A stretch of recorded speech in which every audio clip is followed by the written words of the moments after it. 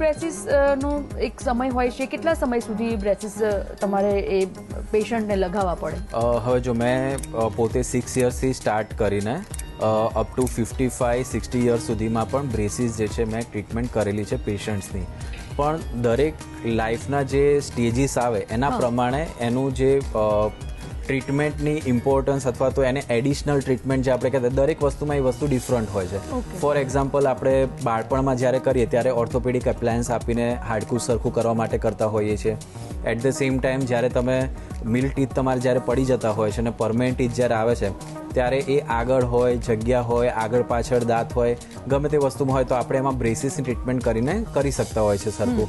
એ જ વસ્તુ જ્યારે આપણે ઓલ્ડર એજમાં જ્યારે જતા હોઈએ છીએ ત્યારે બ્રેસીસની ટ્રીટમેન્ટ એ એડજ્યુઅન્ટ ટ્રીટમેન્ટ કહેવાતી હોય છે કે જેથી કરીને મારે કોઈ દાંત રિપ્લેસ કરવો છે, હવે મારે માટે એની માટેની જગ્યા નથી મારી માટે.